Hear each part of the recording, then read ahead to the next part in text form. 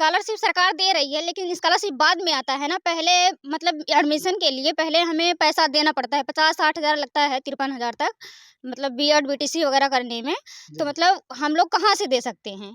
जब हमारे पास उतना खाने के लिए पैसा ही नहीं है, तो हम एडमिशन कहाँ से करवा सकते हैं? सरकार तो स्कॉलरशिप बाद में देगी ना, जी। हमें एडमिशन के लिए पैसा पहले देना पड़ेगा। नमस्कार, मैं हूँ विनोद कुमार, आप देख रहे हैं प्रबल भारत की बुनियाद न्यूज़। इस वक्त मैं उपस्थित हूँ जौनपुर जिला के एक छोटे से गाँव में। आइए हम बात करना चाहेंगे कि आज जो है सरकार के द्वारा जो बेटी पढ़ाओ और बेटी बढ़ाओ के जो नारे हैं, वो नारा कहाँ तक सकारात्मक है, आइए हम बात करते हैं। बेटियों की पढ़ाई पर जो सरकार जोर दे रही है, उसमें बेटियाँ कितना पढ़ पा रही हैं और बेटियाँ कितने आगे हैं? आपका नाम क्या है?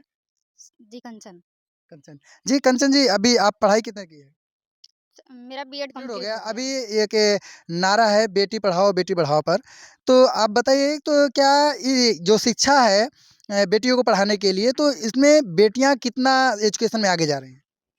बेटियां एजुकेशन में आगे जा रही हैं, लेकिन जो ये सरकार की नीति है मतलब कि शिक्षा पे, कि शिक्षा निःशुल्क है। निःशुल्क तो है, लेकिन उच्च शिक्षा में मतलब गरीब लोग आगे नहीं जा पा रहे हैं।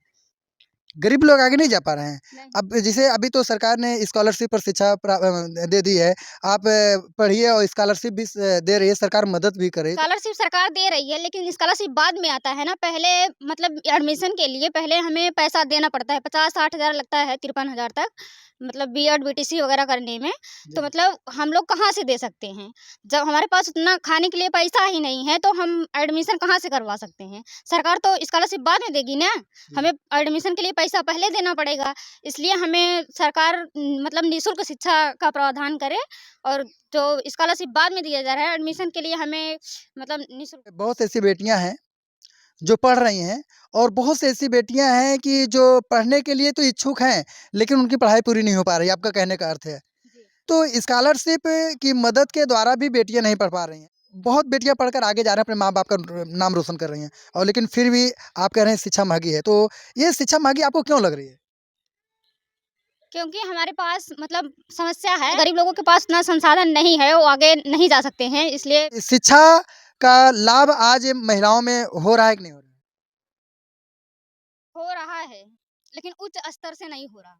उच्च स्तर से नहीं हो रहा है। नहीं। तो क्या आपको नहीं लगता कि ये शिक्षा के अभाव होने से महिला हिंसा बढ़ रहा है या महिलाएँ हिंसा का शिकार हो रही हैं?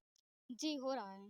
तो क्या करना चाहिए? नई महिलाओं को शिक्षा लेना चाहिए। आपने पढ़ाई किया लेकिन मैंने देखा गाँव में जो गाँव के टोला मोहल्ला है वहाँ पर बहुत ऐसी लड़कियाँ हैं, बहुत ऐसी बेटियाँ हैं जो पढ़ाई नहीं कर पा रही हैं और उनके पढ़ाई ना करने में कहीं न कहीं उनका जीवन अंधकार में है।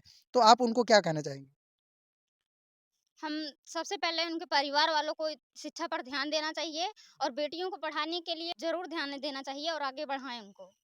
जैसे कि अभी हमारी बात कंचन जी से हो रही है, इन्होंने शिक्षा पर चर्चा किया है और इन्होंने समाज के लिए एक बात कर रहे हैं कि समाज में जो दबे कुचले लोग हैं, ऐसे लोग जो हैं उनको अपनी बेटियों को पढ़ाने के लिए जोर देना चाहिए। सरकार द्वारा जो पॉलिसी लाई गई है, उस पॉलिसी का लाभ उठाएँ और अपने बेटियों को ज़रूर पढ़ाएँ। हमारे साथ है कैमरामैन रोहित कुमार, मैं हूँ विनोद कुमार, आप देख रहे हैं प्रबल भारत की बुनियाद न्यूज़। नमस्कार।